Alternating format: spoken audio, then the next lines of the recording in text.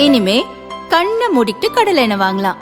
ஏன்னா மந்த்ரா கடலை எண்ணெய் இதயத்தின் தயாரிப்பு. வறுக்க பொரிக்க ஏன் எல்லா சமையலுக்கும் மந்த்ரா தான். மந்த்ரா கடலை எண்ணெய், அபார ருசி, ஆரோக்கியமான உடல் நலம்.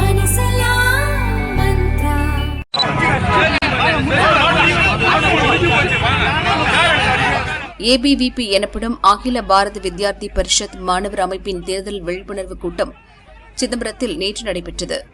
இக்கூட்டத்தில் திருமாவளவனை பற்றி விமர்சித்ததாக கூறி விசிகாவினர் கூட்டத்தில் புகுந்து ரகளை செய்தனர். விசிகா கிழக்கு மாவட்ட செயலர் தமிழ் வளவன் தலைமையிலான அக்கட்சியினர் வாக்குவாதம் செய்து அங்கிருந்த நாட்காலியை தூக்கி வீசி கலாட்டா செய்ததால் பரபரப்பு ஏற்பட்டது. தகராறில் ஈடுபட்ட விசிகாவினரை போலீசார் அப்புறப்படுத்தினர். இதை படம் பிடிக்கச் சென்ற தினமலர் செய்தியாளரையும் தாக்க முயன்றனர். போலீசார் அவர்களை தடுத்தனர்.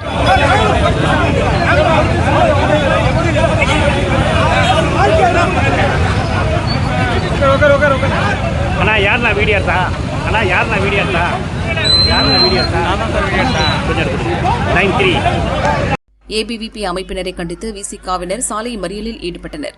ஒரு சிலர் மது போதையில் ரோட்டில் படுத்துக் கொண்டு மறியல் செய்தனர். போலீசார் ஒரு வழியாக அவர்களை அங்கிருந்து அனுப்பி வைத்தனர்.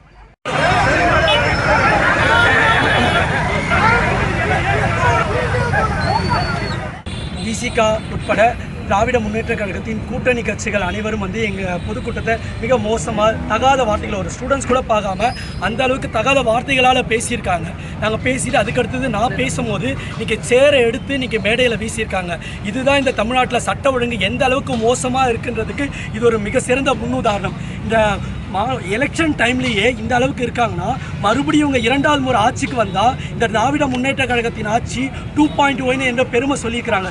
எந்த அளவுக்கு மோசமாக இருக்கணும் மக்கள் நீங்கள் இதை புரிஞ்சுக்கணும். இது மட்டும் இல்லாமல் இங்கே இன்றைக்கி பொதுக்கூட்டத்தில் நாங்கள் தமிழகத்தில் நடந்த பிரச்சனைகள் தான் சொல்கிறோம். திமுக கூட்டணி கட்சிகள் போல் நடக்காத பிரச்சனைகளை கற்பனைகளை கூறலை. அதனால் எங்களுடைய பேசும்போது தகாத வார்த்தைகளை விடுதலை சிறுத்தைகள் கட்சிகள் முக்கியமாக எங்களுடைய மாணவிகள் உட்பட மிக மோசமான வார்த்தைகள் சொல்லியிருக்காங்க.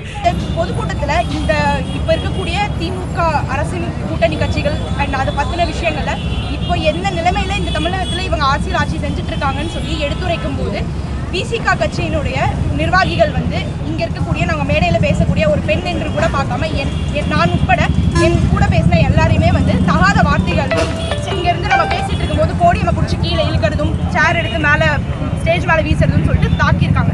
ஸோ இன்னைக்கு இப்படிப்பட்ட ஒரு சம்பவம் மாணவர்களுக்கு எதிராக நடந்திருக்கு. அதாவது இது என்ன சொல்றதுன்னா பேச்சுரிமை அப்படின்றது இந்த திமுகவோட ஆட்சியில இல்ல. இருதரப்பினர் அளித்த புகாரின் அடிப்படையில் இருதரப்பினர் மீதும் வழக்கு பதியப்பட்டது. இச்சம்பவம் தொடர்பாக விசிகாவினரை மத்திய இணை அமைச்சர் எல் முருகன் கண்டித்துள்ளார். ஜனநாயக நாட்டில் அனைவருக்கும் கருத்து கூறும் உரிமை உண்டு. ஜனநாயகத்தின் மீது துளியும் நம்பிக்கை இல்லாதவர்கள் விடுதலை சிறுத்தைகள் என்பது உறுதியாக இருக்கிறது. ஏபிவிபி மாணவர்கள் மீது தாக்குதல் நடத்தியவர்களை கைது செய்ய வேண்டும் என்று வலியுறுத்தியுள்ளார்.